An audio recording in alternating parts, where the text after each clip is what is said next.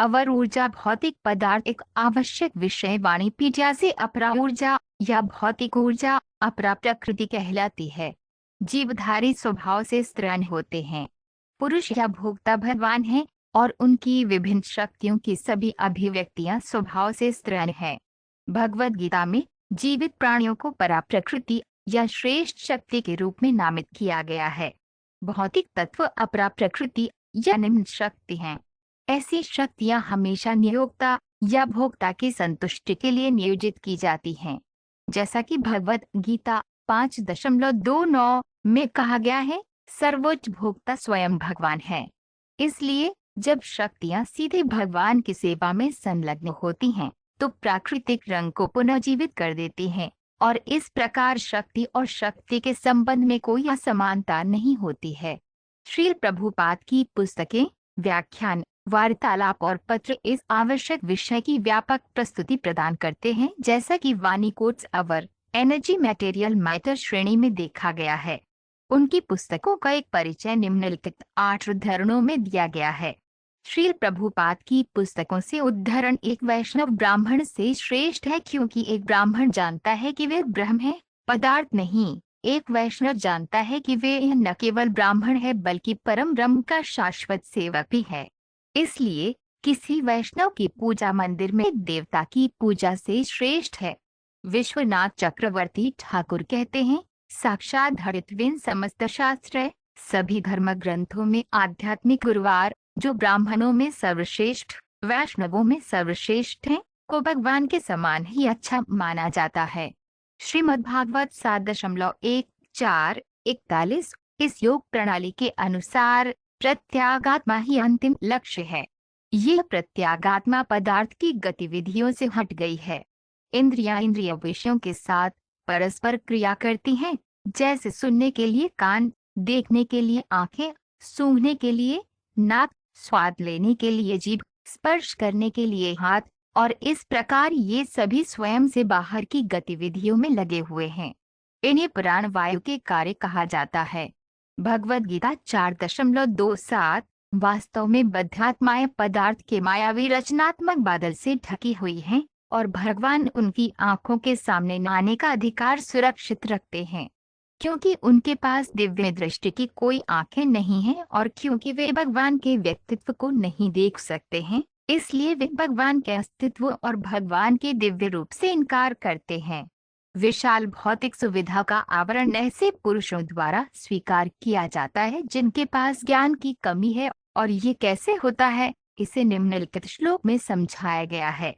श्रीमद्भागवत 2.1033 पदार्थ और आत्मा की सभी विभिन्न अभिव्यक्तियां अंततः भगवान के सर्वोच्च व्यक्तित्व में एक हैं। एकम एव द्वितीयम ब्रह्म।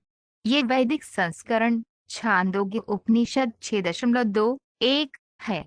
एकता है क्योंकि सब कुछ परम ब्रह्म से उत्पन्न होता है।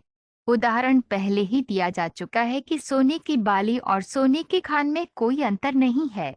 श्रीमद्भागवत 8.128 मन को दृढ़ विश्वास, ध्यान और इंद्रियों से निवृत्ति द्वारा नियंत्रित किया जा रहा है। ट्रांस या समाधि में स्थित होना चाहिए। उस समय जीवन की भौतिक अवधारणा में संलग्न होने का कोई खतरा नहीं रह जाता है।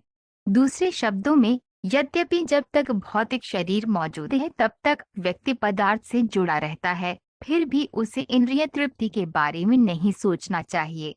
व्यक्ति को परमात्मा के सुख के अलावा किसी भी सुख के बारे में नहीं सोचना चाहिए। भगवद गीता 6.25 यौन जीवन में माता पिता से पदार्थ का संयोजन, जिसमें पायसीकरण और स्राव शामिल होता है, ऐसी स्थिति पैदा करता है जिससे पदार्थ के भीतर एक आत्मा प्राप्त होती है और पदार्थ का संयोजन धीरे धीरे एक पूर्ण शरीर में विकसित होता है।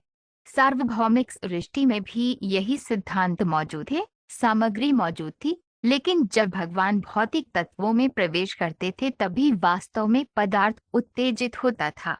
वही सृष्टि का कारण है। इसे हम अपने सामान्य अनुभव में देख सकते हैं।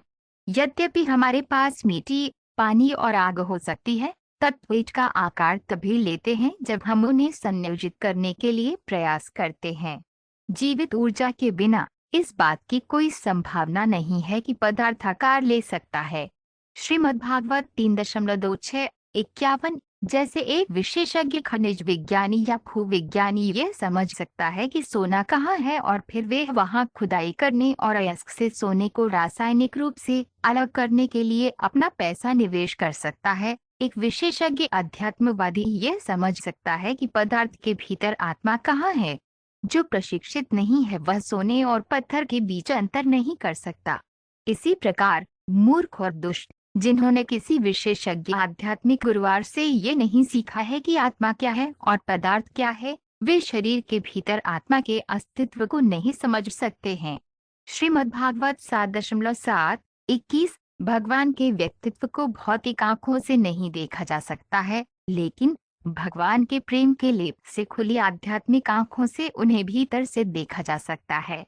जब तक किसी की आध्यात्मिक आंखें पदार्थ के गंदे आवरण के कारण बंद है, तब तक वह भगवान को नहीं देख सकता। लेकिन जब भक्ति की प्रक्रिया से गंदगी दूर हो जाती है, तो व्यक्ति बिना किसी संदेह के भगवान को देख सकता है। कमल नली की जड़ को देखने का ब्रह्मा का व्यक्तिगत प्रयास विफल रहा, लेकिन जब भगवान उनकी तपस्या और भक्ति से संतुष्ट हुए, तो उन्होंने बिना किसी बाहरी प्रयास के स्वयं को भीतर से प्रकट किया। श्रीमद्भागवत 3.9-37।